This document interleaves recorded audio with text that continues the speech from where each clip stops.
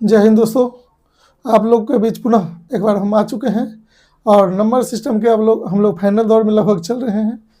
और आप लोग भी कोशिश कीजिए कि नहीं, जितने सारे क्वेश्चन पढ़ाई हो चुकी है वो सब सारा क्वेश्चन को बढ़िया से रिवाइज कीजिए।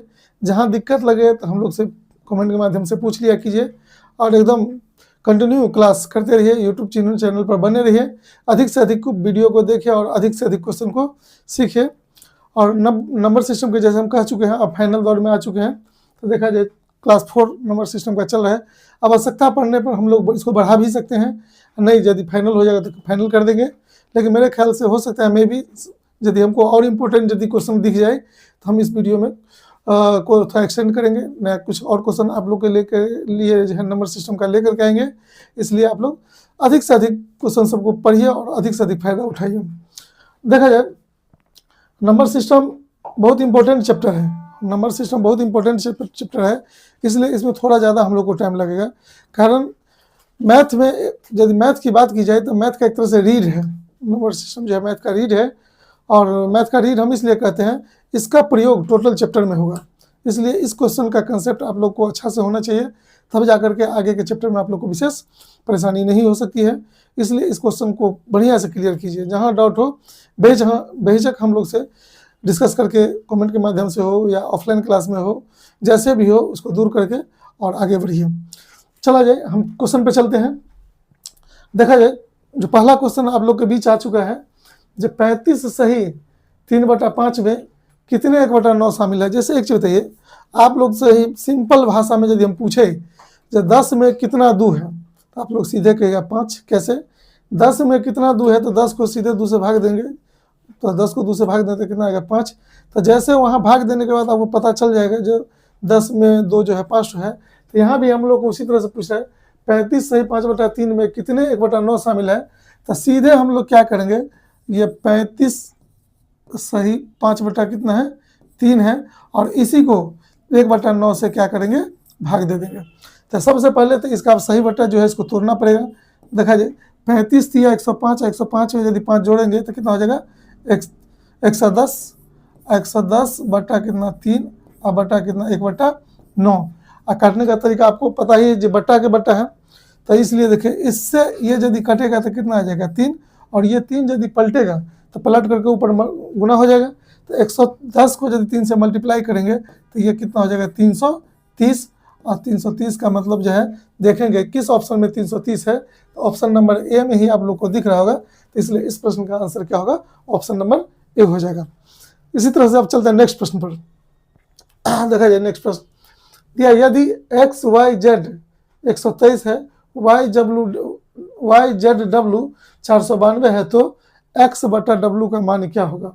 x/w का मान क्या होगा। देखिए ये सब क्वेश्चन खास करके जो रेलवे और एसएससी का फेवरेट क्वेश्चन है, खास करके एसएससी में तो जम करके पूछता है, रेलवे में भी पूछता है, बैंक में कभी कल पूछता है, अलग हट के थोड़ा पूछ देता है, पुलिस में आपको पूछ सकता है।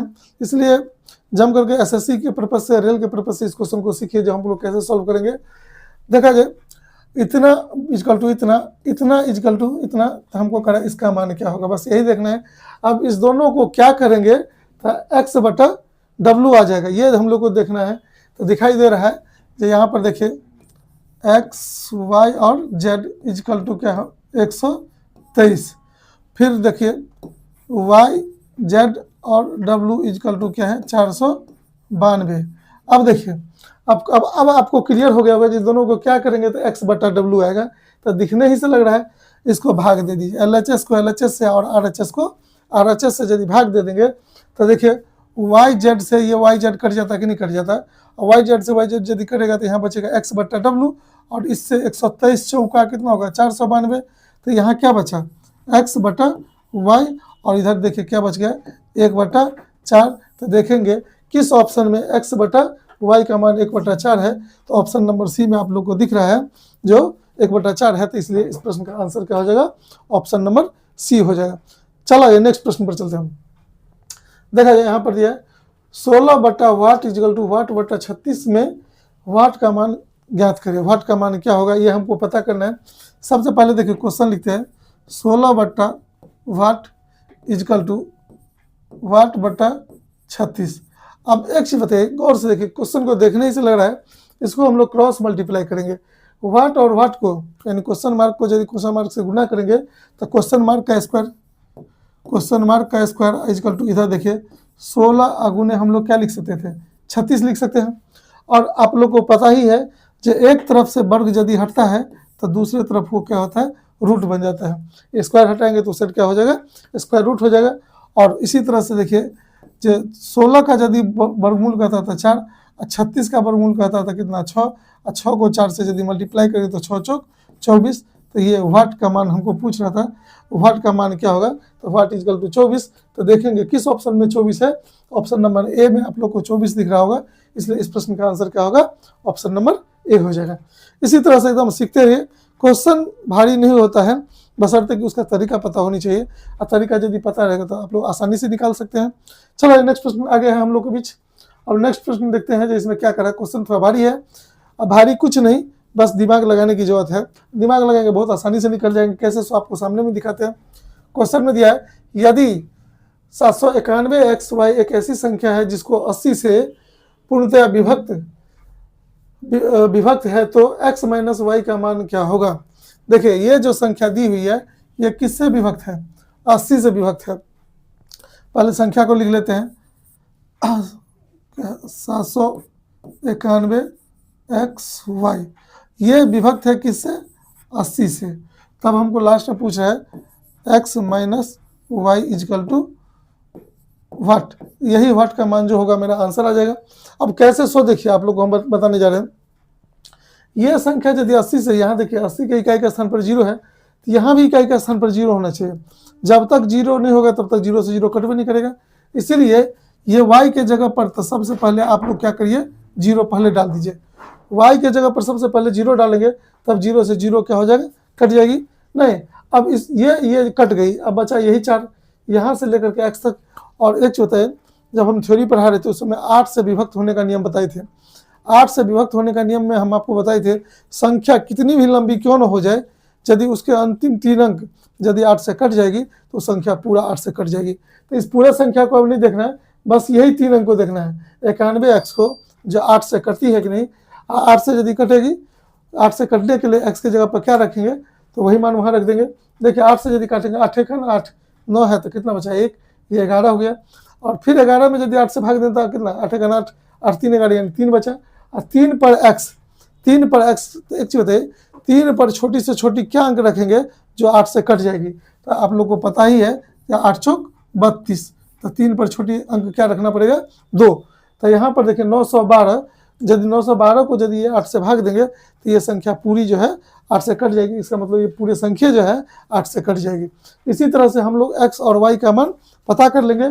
और x और y का मान यदि पता चल गया तो हमको कहा x minus Y equal to क्या होगा, तो 0। देखिए 2 में से यदि 0 को घटाएंगे तो 2 माइनस 0, 2 माइनस 0 का मतलब क्या होता है, किसी भी चीज़ में से यदि 0 को घटाएंगे तो वही मान होता है। तो आंसर 2 ही होगा।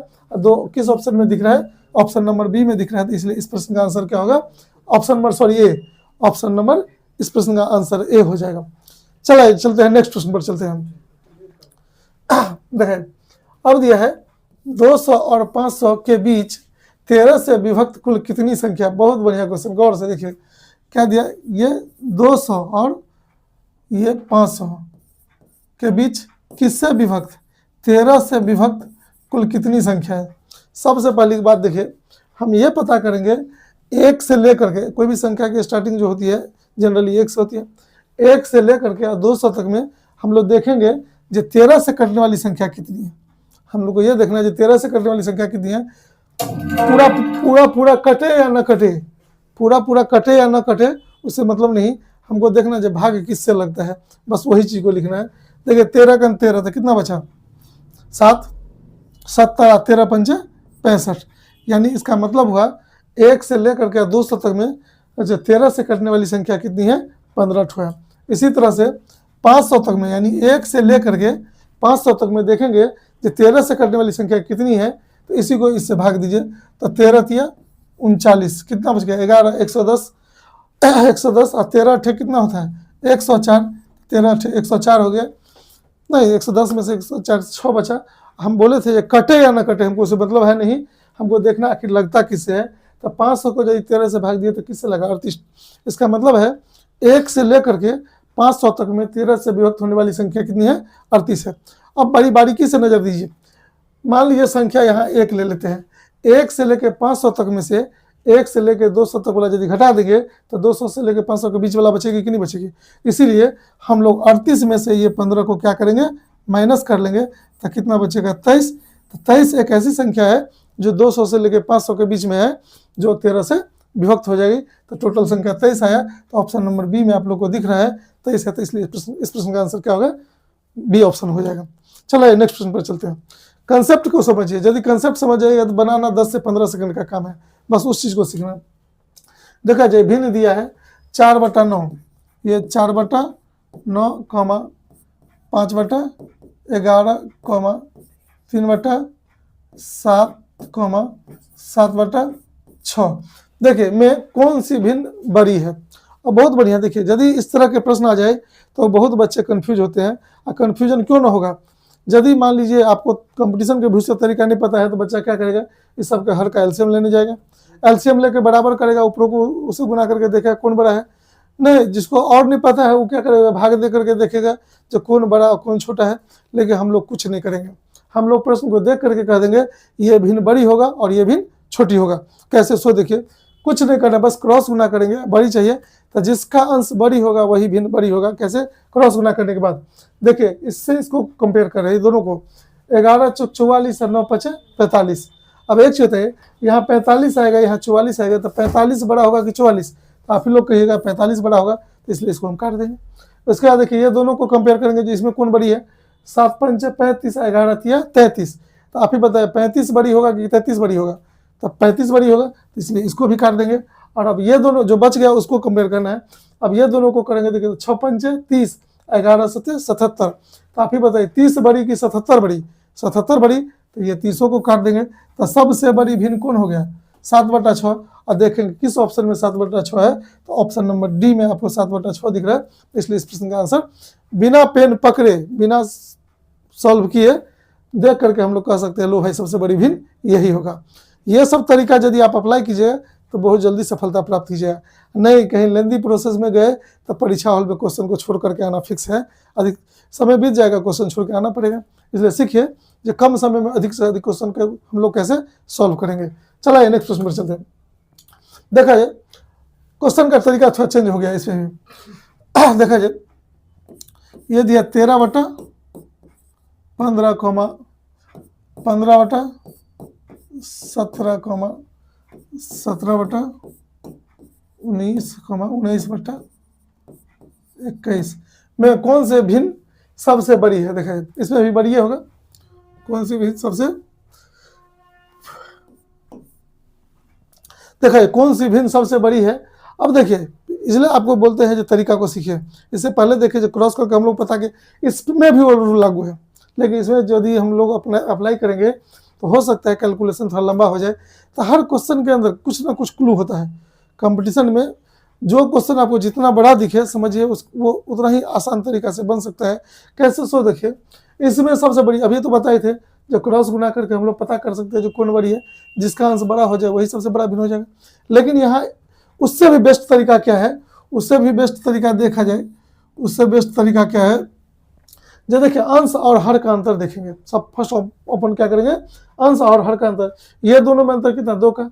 ये दोनों में अंतर 2 का, ये दोनों में अंतर 2 का, और ये दोनों में भी अंतर क्या है? 2 का। यदि अंश और हर का अंतर यदि क्या हो जाए? सेम हो जाए सब में, तो इसका मतलब जिसका अंश सबसे बड़ा वो सबसे बड़ी भिन्न होता है, जिसका अंश सबसे छोटा वो सबसे छोटी भिन्न होता है। इसमें आप लोग को दिख रहा होगा कि सबसे बड़ा अंश किसका है? इसका। इसलिए सबसे बड़ी भिन्न की यदि बात हो तो 19/21 होगा, जो किस ऑप्शन में दिया है? ऑप्शन नंबर सी में दिया है।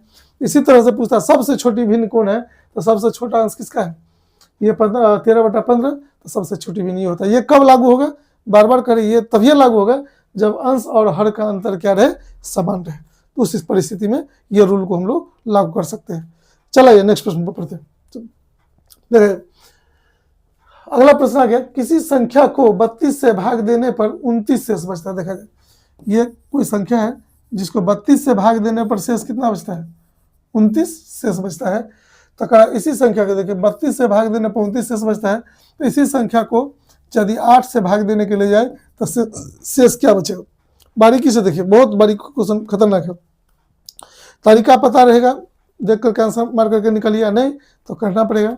देखा जाए संख्या कोई भी हो, हमको उससे मानने मतलब नहीं है, लेकिन उसमें दिया है 32 से भाग देने पर शेष कितना आना चाहिए, 29 आनी चाहिए। तो 8 से भाग देने पर शेष क्या आएगा।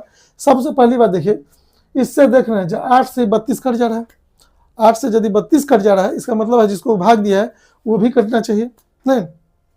तो जब इस पहला भाजक दूसरा भाजक से क्या हो जाए, कट जाए, तो ज़्यादा दिमाग नहीं लगाना, जो शेष बचा पहले उसी शेष को इससे भाग दे देंगे। क्यों, ये मान छोटा है, इसी से भाग देंगे 29 में, 8 त्रिक 24, 29 में से यदि 24 यदि घटेगा तो शेष कितना बचता है, 5, और शेष बचेगा 5।